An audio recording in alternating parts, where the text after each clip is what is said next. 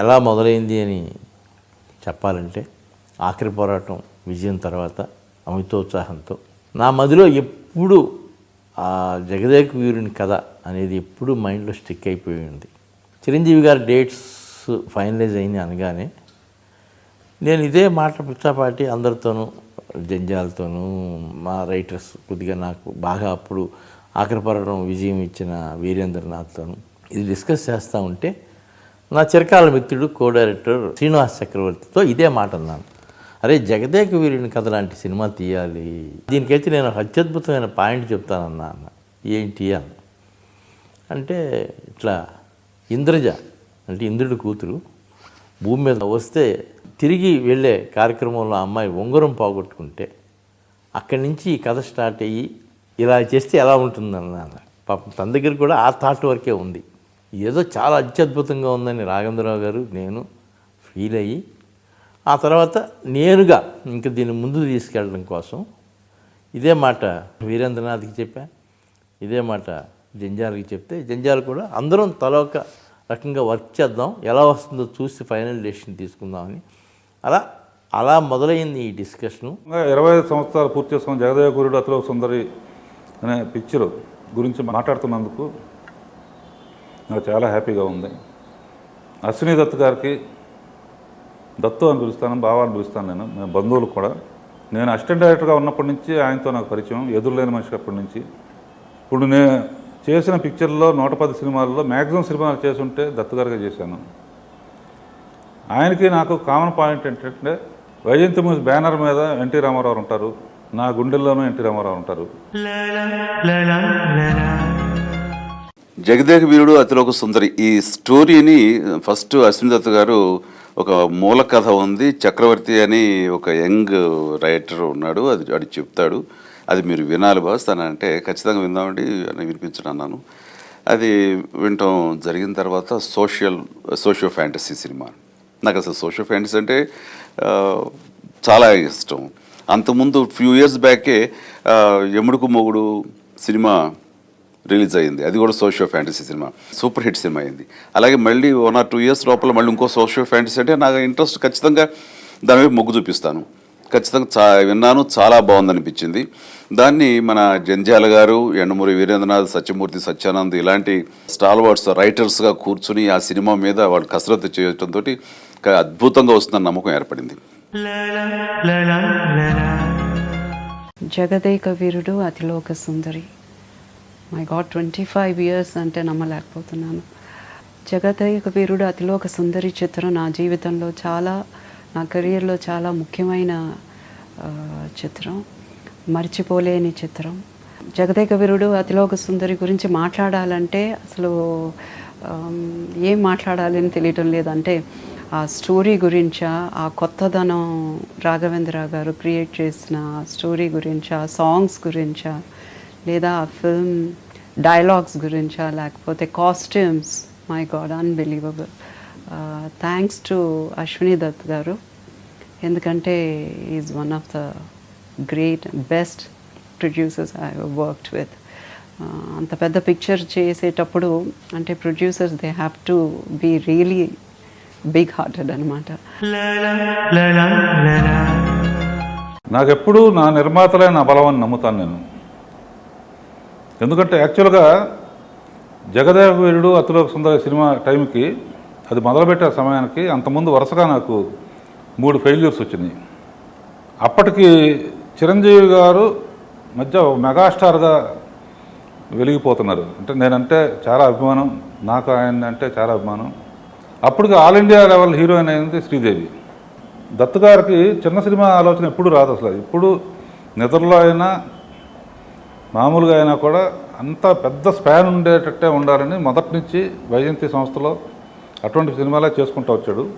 Newton cinema నేను ఇట్లాంటిదే ఒక 4 లైన్లు వీరేంద్రనాథ్ చెప్పినే ఆ కథే మనం తీద్దాం సినిమాగా, ఇదే తీస్తున్నాం అని నేను రాఘవేంద్రరావు చెప్తే శ్రీదేవిని అత్యద్భుతంగా చూపించగలరు కాబట్టి రాఘవేంద్రరావు గారు అనుకుని రాఘవేంద్రరావు గారితోనే డిస్కషన్ స్టార్ట్ చేసి, అప్పుడు ఏదైనా 1-2 సినిమాలు రాఘవేంద్రరావుకి కూడా డల్గా ఉన్న టైంలో ఆయన కూడా చాలా ఎక్కువ కాన్సన్ట్రేట్ చేసి డైరెక్టర్గా ఎవరు అనేసరికి రాఘవేంద్రరావు గారి పేరు మా అందరం కలిసి ప్రస్తావించాం.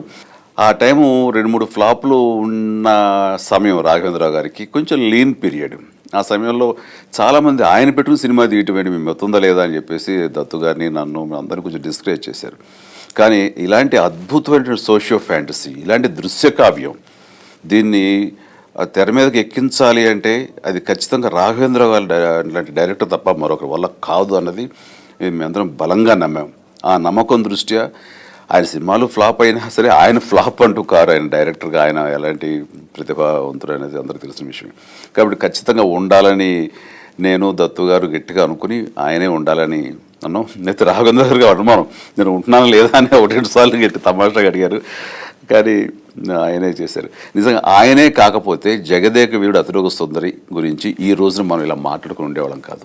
అంత నమ్మకం ఒక ఫెయిల్యూర్లో ఉన్న డైరెక్టర్కి అంత పెద్ద కాంబినేషన్ సినిమా ఇవ్వటం అనేది, ఇది తెర వెనక జరిగిన కథ ఉన్నది నిజం చెప్పుకోవాలి కనుక నిజంగా వాళ్ళిద్దరికి నా సిన్సియర్ థ్యాంక్స్ చెప్పుకుంటున్నా ఈ సందర్భంగా. ఈ తెలుగు చలనచిత్ర పరిశ్రమలో ఒక 20 టాప్ ఫిల్మ్స్ని మనం సెలెక్ట్ చేసుకుంటే అందులో ఖచ్చితంగా ఉండే సినిమా జగదేక వీరుడు అతిలోక సుందరి.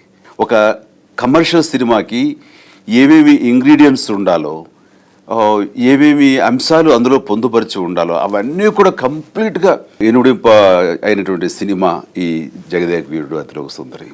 నాకున్నటువంటి సినిమాల్లో అయితే కనుక నెంబర్ 1 ఫిలిం జగదేక వీరుడు అతిలోక సుందరి అనే చెప్పుకోవాలి. మనసులోనే ఆ జగదేక వీరుడిని కథ, జగదేక వీరుని కథ అనేది ఉండిపోయి ఈరోజు ఈ జగదేక వీరుడితో పాటు ఒక అతిలోక సుందరి కూడా, నిజంగానే ఆవిడ అతిలోక సుందరే కాబట్టి ఈ సినిమాలోనూ బయటకు కూడా ఆవిడ కూడా ఉంది. కాబట్టి ఈ జగదేక వీరుడు అతిలోక సుందరి అంటే ఎలా ఉంటుంది అని అనుకుంటే దానికి ఎక్కువ శాతం అందరూ యునానిమస్గా, పెద్ద టైటిల్ లెంత్ అయిందని అన్నా కూడా అందరూ బాగుందన్నారు. అలా ఫిక్స్ చేయటం.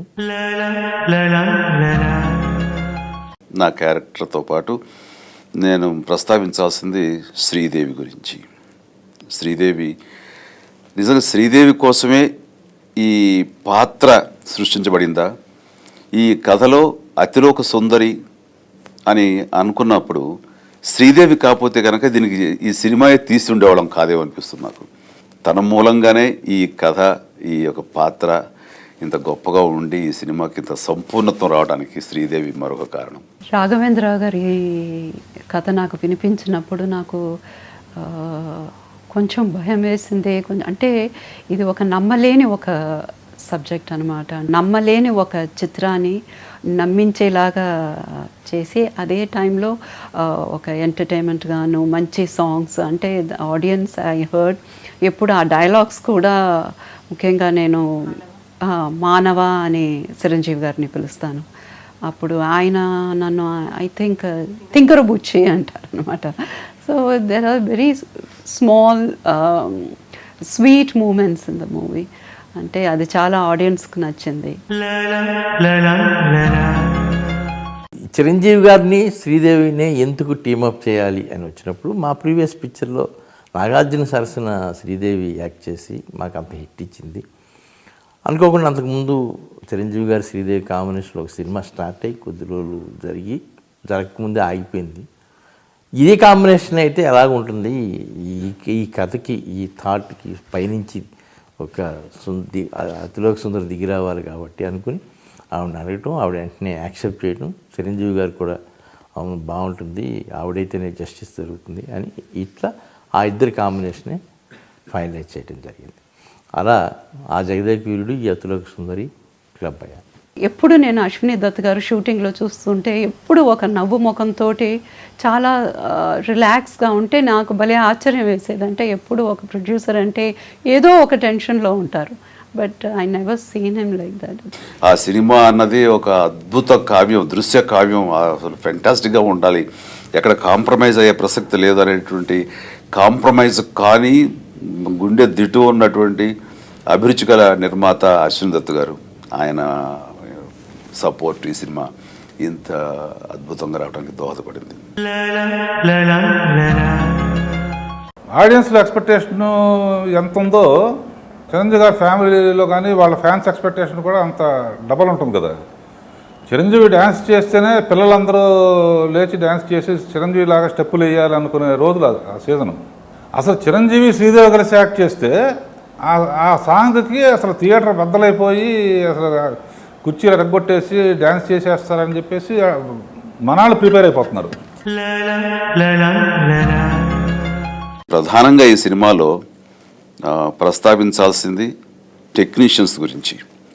ఇది కరెక్ట్ బ్లెండ్. ఇది ఒక టెక్నీషియన్స్, అన్ని శాఖలకు సంబంధించిన టెక్నీషియన్స్ జాబు 100% జస్టిఫై చేసినటువంటి సినిమా. ఇది అంత న్యాయం చేసిన సినిమా. ఇక మ్యూజిక్ గురించి చెప్పాల్సి వస్తే తెలుగులో అప్పటికే ఒక ప్రభంజనం ఇళయరాజా. ప్రపంచంలోనే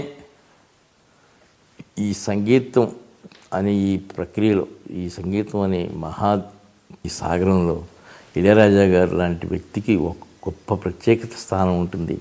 ఇలాంటి వ్యక్తులు మళ్ళా పుడతారా అనిపిస్తుంది.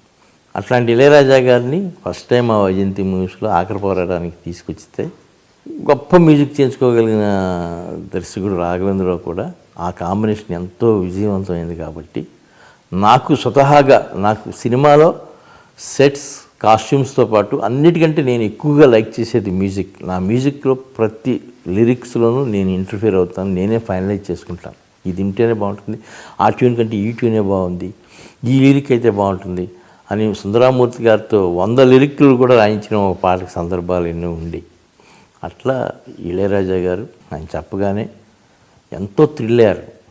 ఒక నిమిషం హార్మోనీని ముందుకు తోసి ఇందులో అన్ని డ్యూయెట్లే ఉండాలని నన్ను అడగొద్దు, అత్యద్భుతమైన కావ్యంలాగా చేస్తాను దీన్ని మ్యూజిక్ అన్నారు.